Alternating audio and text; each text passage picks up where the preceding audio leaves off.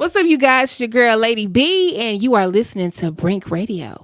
You're listening to Brink Radio.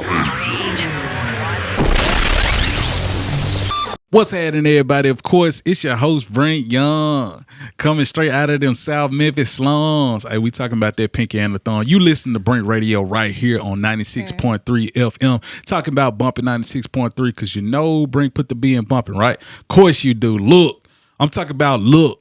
Matter of fact, I should say listen, because y'all listening right now, man, we got a real special interview for y'all tonight. Now, I'm pretty sure, unless you've been living under a rock, unless you've been in a coma the last few years and you don't know who this is, I'm going to go ahead and let y'all know. I'm going to spell it out for you. We talking about LadyBling. We talking about Lady Bling. How you doing? Oh, what's up? How you doing tonight, I'm Brink? doing amazing. First and foremost, I got to say thank you for being a guest on Brink Radio. Thank you for having me. Yeah, we got plenty to talk about. Oh, yeah. You've been smashing. I'm talking about like a real smash and grab. I'm talking about like the young cats be at the Wolf Chase Mall. I'm talking about, you've been smashing for a minute now. We got to go ahead and get into your career. Yeah. You actually got 2 careers. Wait a minute now. What do you mean? Which one we going to talk about first? What's you the 2, you though? a nail tech. You an artist. Wait a minute now. What's happening? What popping? I'm just kind of all over the place. Okay. You know, I do what I feel. Okay. I go with the flow. That's why I'm, taking my time with how I approach things. I'm really loving the music. I'm really loving the content creation. I'm really loving the nail tech world. Like, if I wake up, I want to sing a song today. If I wake up, I want to paint toes today. That's what I do. I like the independence in everything that I do. So now we definitely gonna explore all facets of Lady we can Bling do whatever you want to do on tonight. We definitely finna get into whatever it. you want to do. I'm with it. Let's but go. my favorite question that I love to ask everybody, you ready for it? Yes. Where you from? I'm from Memphis, Tennessee. I'm from the Haven. From the Haven, where ain't no saving. Shout out to everybody out there in that Haven. Sure ain't no saving. Now, it's 2 different sides of the Haven. You got White Haven and you got Black Haven. You understand me? Mm-hmm. Which one you from? I'm from the Black Haven. I promise, from that Haven, baby, where they got all that flavor. Shout out to everybody out there in White Haven. You know what I'm saying? That's copyrighted, by the way. But anyway, hey, we just having a good time right here on Brink Radio. Like I said, I got my girl, Lady Bling, in the building. So at what age did you start doing music, though? Probably about 14. Okay, 14. Yeah, about 4. I probably was younger than that because I remember writing some raps when I was younger that I got in trouble for. Really? What was you talking about back then, though? I don't want to talk about wait a minute. Talking about. Just listening to other female artists at the time, like Gangsta Boo and Lil Chad. And, what them dollars at type shit. So, man. Yeah. I had to tone it down. Okay. And I went to, So we talking about baby Lady Bling, or baby Bling was out there talking about breaking these dudes. Yes. Okay. I got in trouble. See? Getting a lot of trouble for those raps. Hey, shout out to the parents, man. They're doing their job. That's what it sounds like to me. So we talking about growing up in an era like that. Who were some of the other artists that you was listening to? Well, I'm gonna be honest. I wasn't a big music listener. I'm still not a big music listener. Really? But I would always hear my older siblings, 98 at the time, it was Fly, it was Project Pat, it was, like I said, 3-6 Mafia, that's what they were listening to. Okay. Yeah. Why aren't you a music listener? I'm not a music listener. But you're a music maker. I know, it's weird. Yeah. It's really weird. I do not really care for rap music. Okay. But I just know how to rap, and I think it's just because I'm really great at English. Ooh. Okay. I like it. And I'm glad that you said that, man, because off air we were talking and I was super impressed at your, the words that you use. Your vocabulary is tremendous. Oh, thank you. I was peeping that, Yeah. and if I'm not mistaken, she's actually a fairly bulldog, right? Yes, I'm a bulldog. Shout out to them, man. You understand me? Hey, she came up out of Memphis City School just like me. You understand me? This is what we do. We not hooked on phonics. We know something. Right. We do know something. I am a little hooked on phonics too now. My mama did get that little box. Hey, it works for me. Like they said on the commercial, it works for me. You understand me? This is what we doing. Yeah. So let's dive more into the music, man. I was talking to your brother. Shout out to Fo. Big Fo. In the building, man. I was talking to your brother, and he told me that back in school they had a talent show. Yes. And you wasn't even in it, but you won it. How they work? I honestly, he tells this story a lot, and I don't really remember the story honestly. But I'm not surprised because that has still happened now. Yeah. Like since I've been doing music, I've gone to some showcases where I didn't want to participate because I didn't want to dim anyone else's light, but I, still wind up getting the microphone and still wind up getting whatever it is that they were, giving away. Yeah. So, but yeah, they had a contest when we were in middle school. Okay. And they were giving out a boom box, and you had to pay a dollar to enter. Okay. And I didn't even pay to enter. I just went up there and did my little thing, and I wound up winning the boom box, and I gave it to him. So I didn't even want the boom box. I promise. We talking about breaking and entering. We talking about aggravated theft because she basically stole it, man. That's what's up, though. I've done it a couple of times now. Yeah. But I ain't gonna lie, sometimes it's kind of like a blessing and a curse at the same time. Okay. Because when I first came into the music industry, a lot of people was very loving and, welcoming me with open arms. Yeah. And once you start getting in all these different showcases and you winning all the time, it makes it to where the other artists hate to see you coming. Yeah. And now they not speaking like they was at first. Now they not, they feel like, I don't know, they have this imaginary, I don't know, whatever in their head. Well, it's not easy being at the top of the food chain. I mean, but I'm just saying. I can't help that. I'm just being myself. Talent is talent, though. Nothing else. And this got to go to all of you artists right here. This is not a regular salutation. This is actually a demand. Hey, man, stop doing it, man. Like I say, you can learn from her. Y'all can eat off each other's tree. This lady's talented, so don't act like you don't know her when you see her out there in public acting like you got beef. Man, I know beef, man. What's beef? That's what they said. Right. That was the song. One, hey, cut that out, man. So let's talk more about it because you told me, and this is an interesting story, and in a minute we finna segue into you being a nail tech. You told me that one of your clients actually entered you into a competition. Yes. Without your knowledge, without my knowledge. Let's talk about that. Without my knowledge, basically one of my clients called me because I had just did my second song that I had ever wrote. Second song in life. Okay. Yeah. And what was it called? I had did Soul Cry and I had did Nonstop Bars where I had did like just a freestyle to a Drake beat. Okay.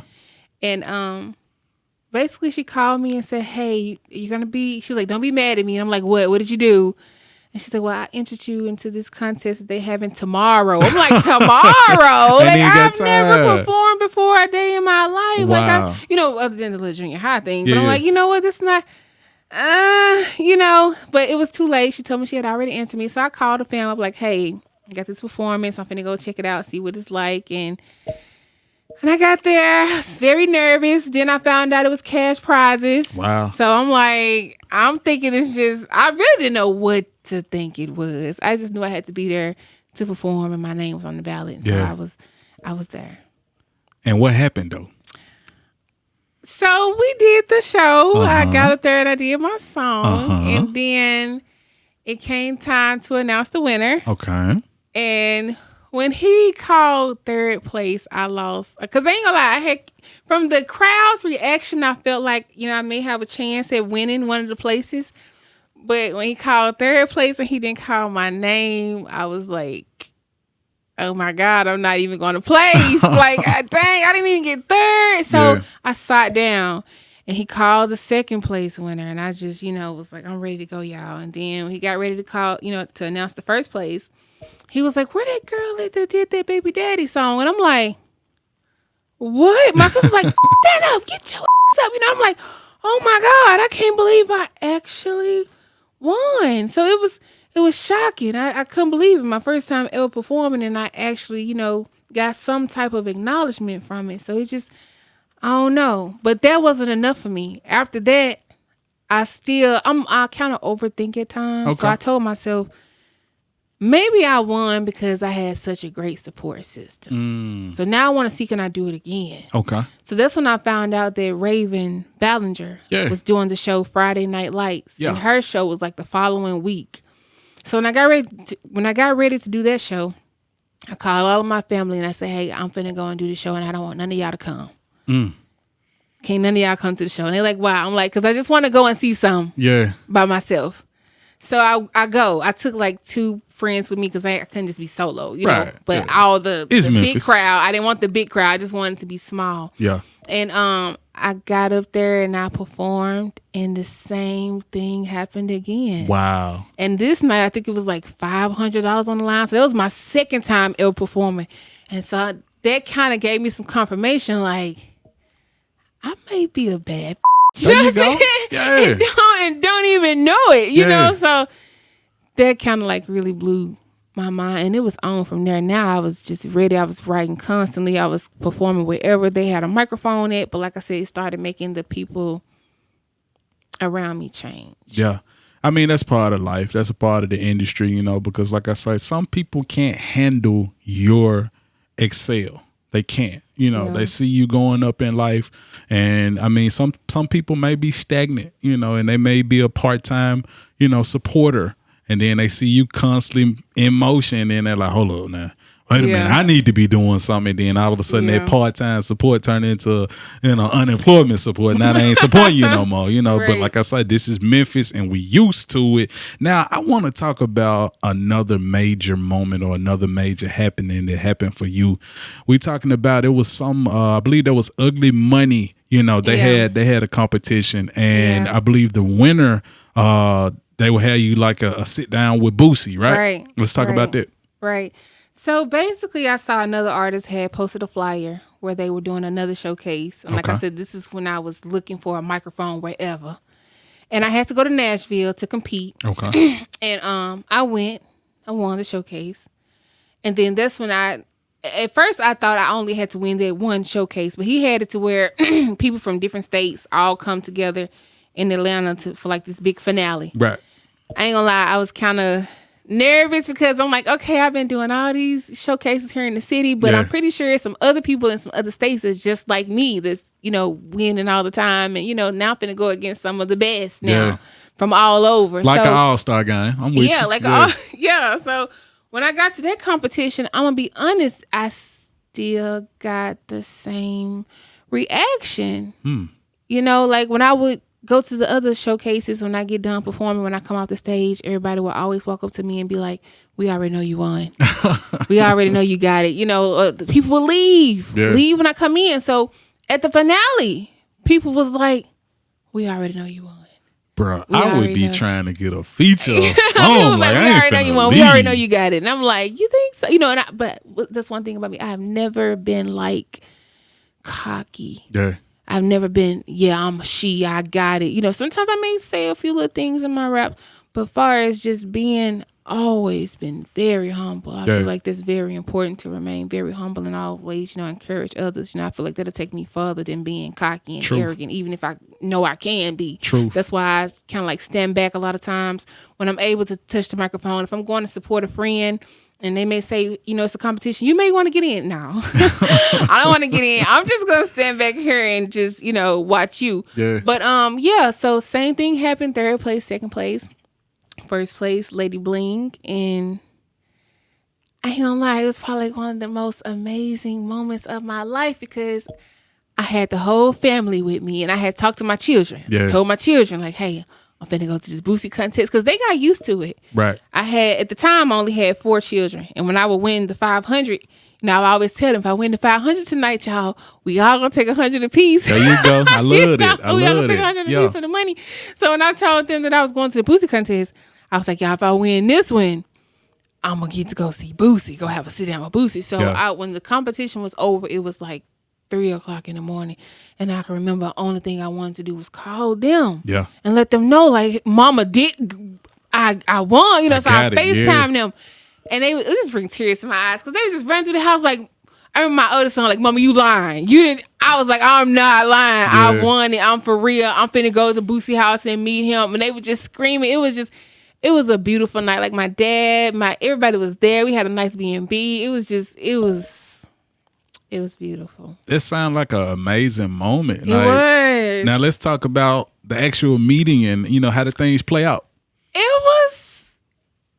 It was okay. Like, we sat down. He listened to a couple of the tracks. He liked some tracks. Okay. We discussed a few things. And I'm just going to say I'm still waiting on Boosie to hold his end of the conversation, the bargain that we discussed. Wait a minute, about how long ago was this now? Been a couple of years. Whoa, wait a minute. That's a long wait. Wow. A couple of years. Sometimes we go to restaurants and they say, excuse me, we have a 35-minute wait. We got a 20-minute wait, but 2 years. Wow. Yikes. Yeah.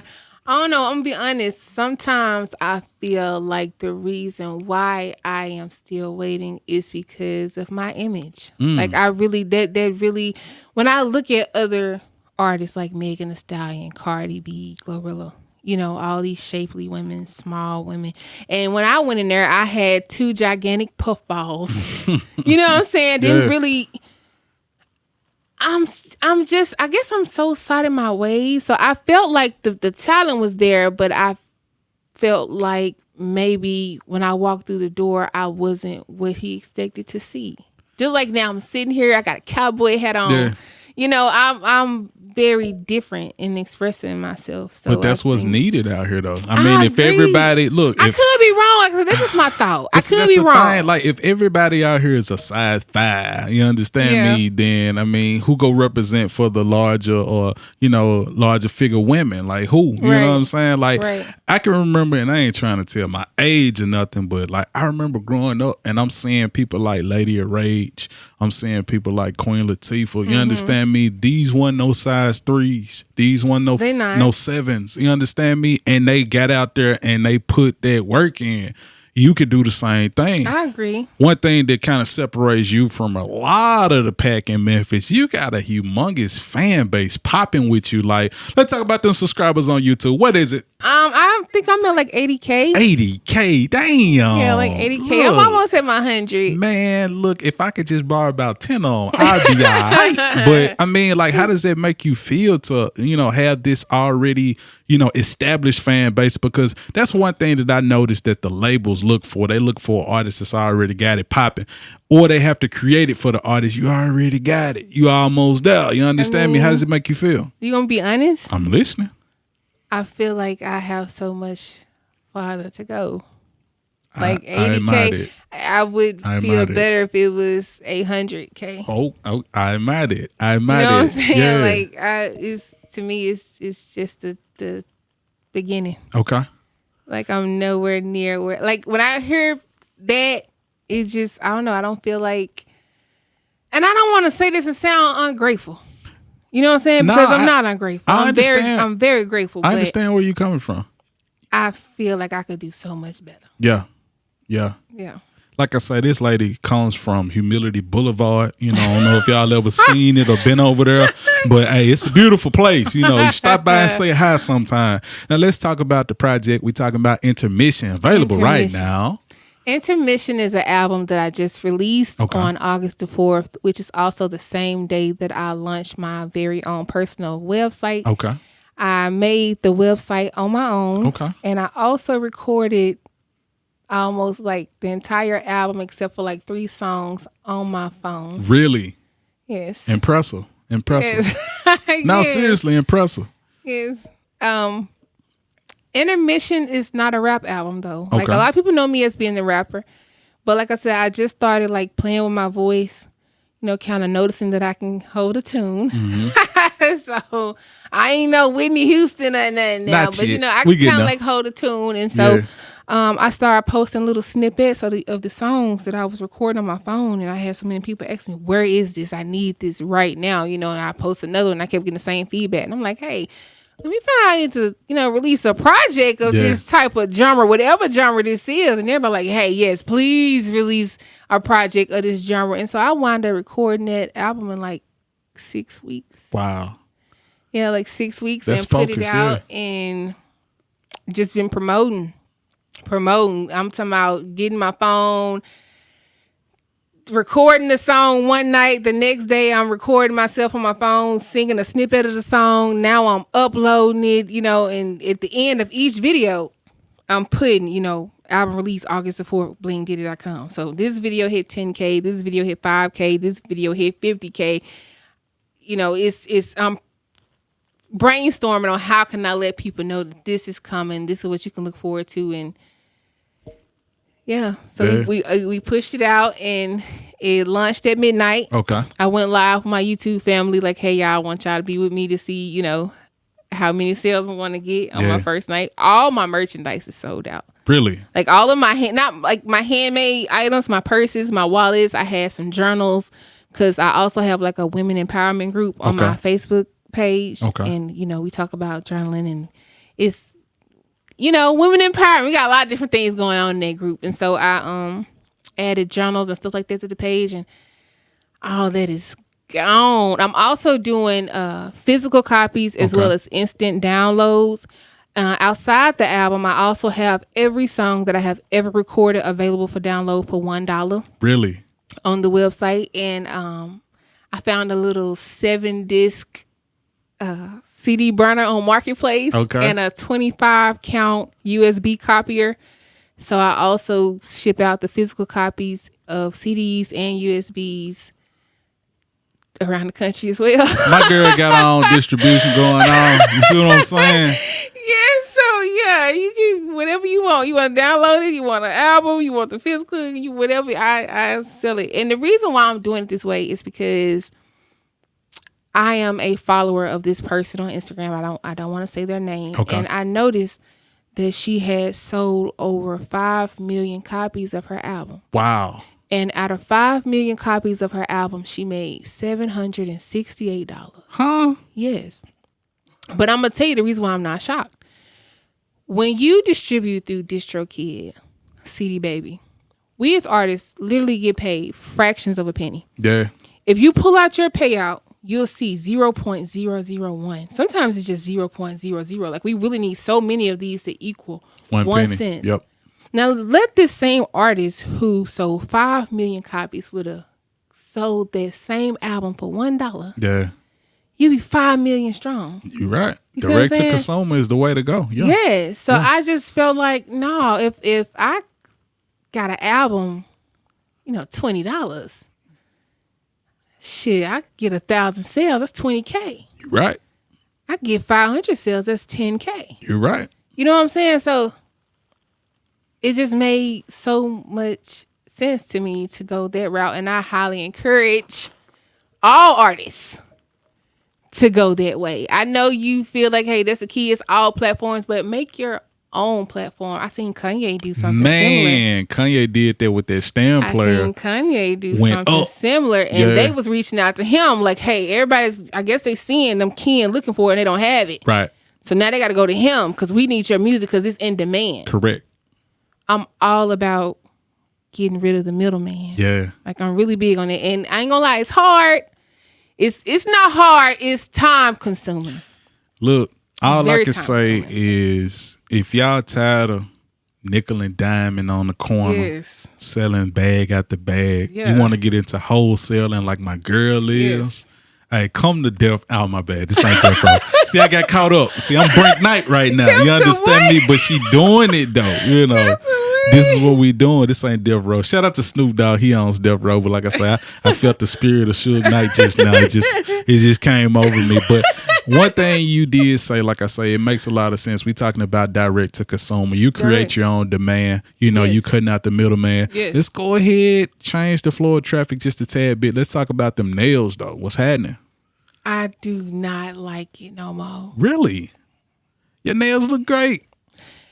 You'll be surprised where these nails came from. We won't talk about that. But I don't like doing it anymore. Okay. And I really don't want to go into debt with that because it's going to make me go into debt with something I don't want to talk about. I understand. But I did that for like 10 years. Okay. And it was my way of eating. And like I said, I did not want to be an artist. The only reason why I do music right now is because I needed a way to find someone to look at my nails. It was a marketing strategy. Yeah. What can I do to make people look at me? Yeah. And I was dating this guy who was watching CJ So Cool on YouTube. And in the very first video that I watched of CJ So Cool was the one where he had bought Royalty this mansion and they had the elevator. And I'm like, YouTube paying for all that shit? Like you can make that type of money on social media. So I started thinking, what can I do to make people look at me. Yeah. You know what I'm saying? Because I was watching him doing the challenges and the pranks and stuff like that. And that's what I came up with. So it started off as that, and the feedback that I got from the music made it be more. But originally, I did not see myself doing what I'm doing right now. I really saw myself being like this celebrity nail tech and just doing nails, you know, all my life until I got to a point to where I became a nail teacher. Yeah. Like, I really loved this. I really had a passion for nails, but now it's just, it done died. And when someone says something to me about nails now, I'd be like, you cringe. No, but I do the press-ons though. Okay. So I still make the press-ons and I sell those on my website. Okay. So I'm also getting ready to start offering nail classes. Okay. You know, either on my YouTube channel or on a Zoom. I'm still not sure how I want to do it, but I got so much on my plate and I have so many ideas and I'm already, you know, getting so many different things off the ground. I don't have a definite of when that's going to begin, but it is something that I'm going to go to if something over here don't go where I need to go. Yeah. You definitely got to have that fallback plan, yes. You know, and it's definitely in place. Now, let's talk about, you know, you was telling me about a project that you getting ready to drop September 30th. You say it's called Snatch 'em, right? Snatch 'em. What we snatch? I'm snatching everybody's shit. Oh, hey, snatching. I'm snatching everybody's shit. I'm gonna just tuck mine in. Meaning, it could be anybody beat. Okay. So this is not something that I'm selling. It's going to be 100% free. It's only for promotion. Because I'm snatching everybody beat, you know, I can't get paid from that. But it could be Wayne beat. It could be Cardi beat. It could be Yo beat. It could be you could beat on the table. If I like it, I'm gonna take it. And I'm gonna spit on it and I'm gonna put it out. So I plan on, you know, releasing it September 30th. I already made my little cover for it. So I'll be, you know, promoting it, uploading it. So y'all be on the lookout for that. I'm gonna make sure I put it on blingdiddy.com. And I don't know, I may take up like some donations or something. You just, if you want to give me some, you can, but you don't have to. Now, we done did all this talking about your music, but we got to play some, though. If it could be one song that you could play on Brink Radio tonight, we talk about on 96.3 FM, for all the listeners to hear, what song would that be? It'll be Pity. Okay, go ahead, introduce your song to the people. Okay, you guys, this is Pity, one of my hottest tracks that I have ever created in life that I feel like you guys will really, really enjoy. So check this out.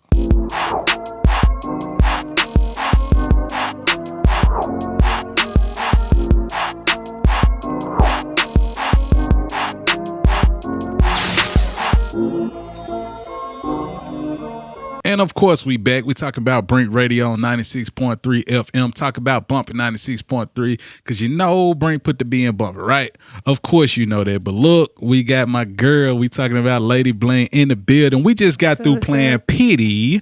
You know, don't show no pity. Like Mr. T said, I pity the fool. Let's talk about Pity. What that song mean to you?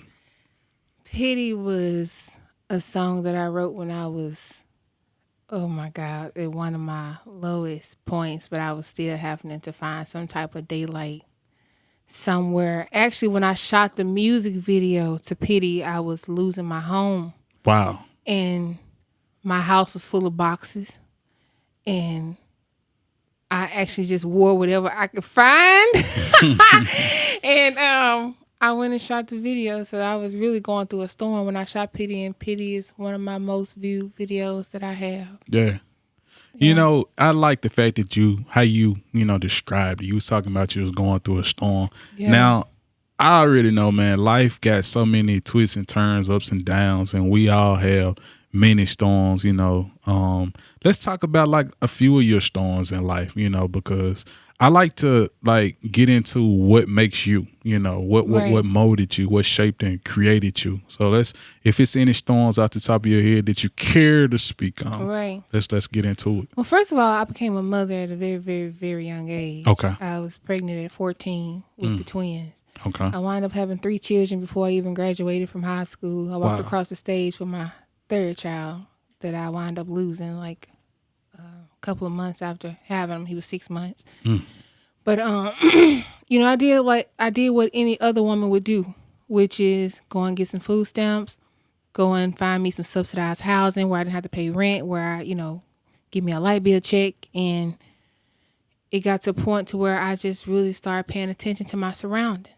Yeah. I started seeing my neighbors saying, hey, I've been here for 20 years. Or I've been here for 10 years. And now their kids grown, and now their kids got apartments with their kids. And I'm like, this it. This the life. You go and you meet a guy, and he come in and, want to eat your food stamps and, lay up under you and get him a spot. All he got to do is hit you. Yeah. He feel like he hit you. I got it. If I can get her head, get her hard, I got somewhere to stay. So when you say hit you talking about like smashing? Yeah, smash. Okay, I'm making sure you ain't talking about abuse. No. If I smash, if I can get in her head, make her feel like I love her, she love me. I got somewhere to lay my head. And now, that was the norm. You see all these other women here in the same position for years.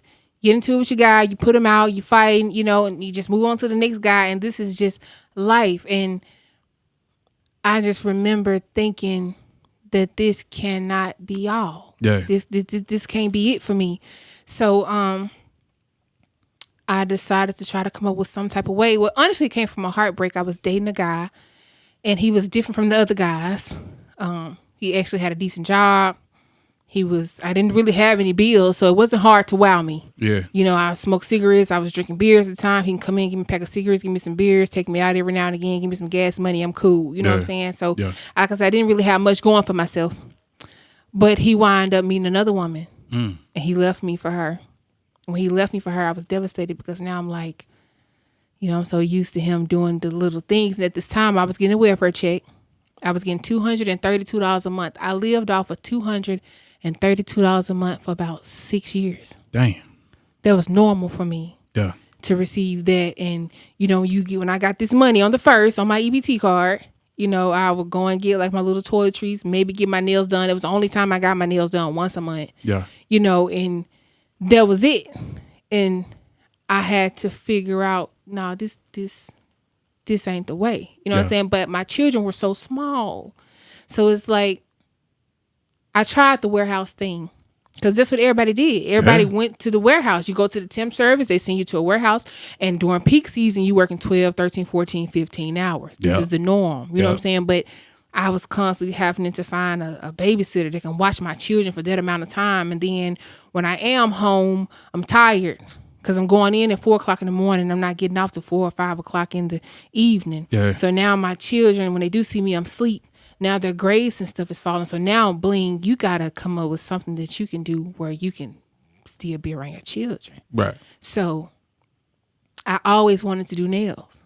But when I brought it to a family member's attention, I was told that black girls didn't do nails. That there was an Asian industry. You ain't going to make no money from doing nails. But I still gave it a try. So at this time, my first time having a real job, I worked at a warehouse for about 3 months.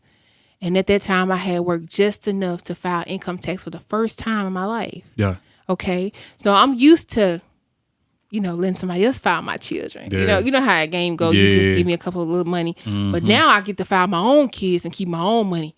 So I got $6,000. Never touched this much money in my life. Yeah. Never touched $1,000 in my life. Yeah. Now I got $6,000. What am I going to do with it? 6 bands. I got 6 bands. First time ever touching any money like this. So now, okay, what's the plan going to be? I know I don't want to go back where I just was at.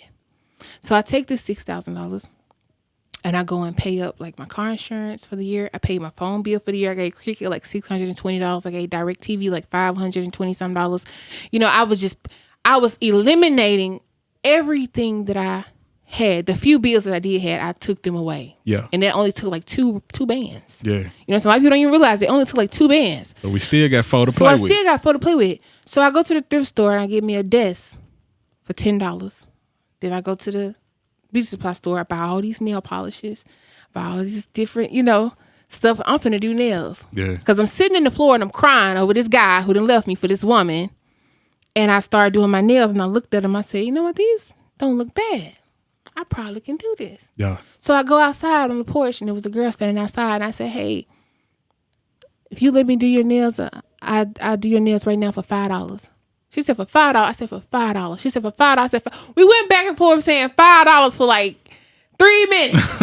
She was like, $5, like $5. So she said, all right. And she walked off. And when she walked off, I said, damn, that was some stupid ass shit. Why I asked this bitch to do her nails? What was I thinking? You know, I started doubting myself. What was I thinking to ask her to do her nails? Like, I'm really finna do this. But the next day, she knocked on the door. I said, you ready? Yeah, I'm ready. Scared as hell. But I did it, and she paid me $5. Yeah. And while I was doing her nails, she said, hey, you know how to do fill-ins? I said, yeah, girl. Didn't know how to do shit. I was there, I'm lying. Yeah, girl, I know how to do a fill-in. But my sister's going to come get a fill-in tomorrow. Okay. Now I'm up on YouTube. Yeah. How do I do this?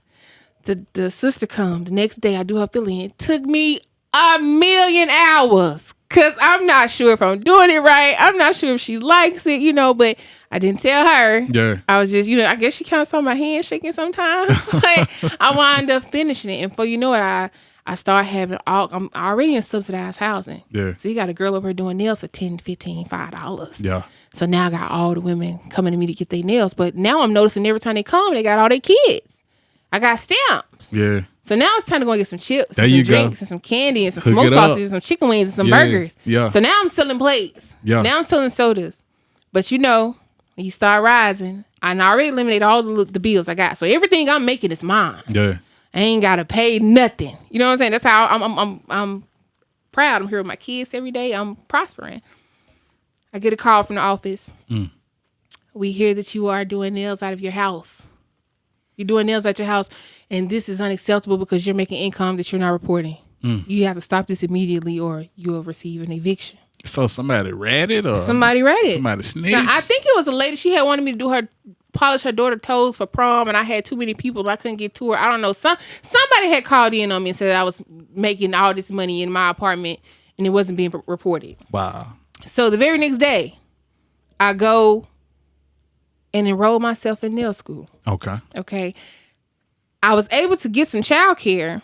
As long as you're in school, they was giving you the child care, but I still needed someone to watch my children on Saturdays. So I called my parents. I'm like, Dad, I really need your help. I need you to watch my kids for me on Saturday. And he like, hey, look, you done been to Remington. You done been to 3 beauty schools. Because I was doing it. I was going to different schools and I was dropping out, you know, one taking it serious. And he said, look, you done already did it and you ain't finished. This is going to be my last time helping you. You know what I'm saying? I'm going to watch him this time for you. But if you don't complete it, and even with Remington, I completed it, but I didn't go all the way with the state test and all that. I just completed it. Yeah. Didn't do anything with it. He said, you complete this course and you don't do anything with it, I want you to give me $50 for every Saturday that I ever watched your kid. Wow. So it's like, I knew this was it. And then I had already used up my child care on the other schools. So they only give you so many hours, a lifetime to get child care. So I was at the last straw. We talking about Pops gave you the, as they say, old tomato, but the ultimatum. Yes. And backs to the wall, you got to put up a show. I got to pull this off. Yeah. When I went to school for nails, I think I was late one time. Okay. When I finished, it was time to take the state test. Now I'm not doing nails at the house. Not selling no candy or nothing. I ain't got no money. I think the state test was like $125. I didn't have the $125. So I do what I'm used to doing. I get my food stamps. I have a fish fry. Yeah. I get a pickle jar. I put state board examination. I get a poster board. I decorate nails. I glue the nails over the poster board and put state board exam donations. And I set it in front of the jar. Now I got all my cousins and aunties coming over to help me celebrate completing this course. Yeah. And every time I see somebody, put them in my jar now. There you go. Hit the jar. Hit the jar. Yeah. Hit the jar. And so it was hitting the jar. And I made enough money to pay for the exam. Once I paid for the exam, the following week, I took the test. The week after that, I was working in a salon. Wow.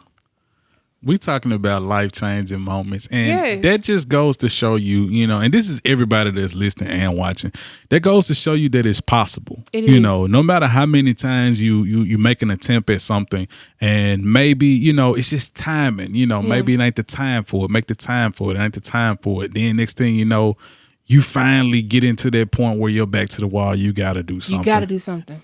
Just make sure you do it. And she did it. Like I said, that's her testimony right there. Like I said, I ain't trying to turn this into a revival or nothing like that. You understand me? Keep babbling and babbling. No. But see, that's what's needed. People need to hear this and be inspired. You know, they need to be inspired by your story, our story. Like everybody out here listening, you never know who you might be able to touch with that, so that's why you have to tell that story, especially on this platform, because this is what we do. We enlightening people. You understand me? This is Brink Radio.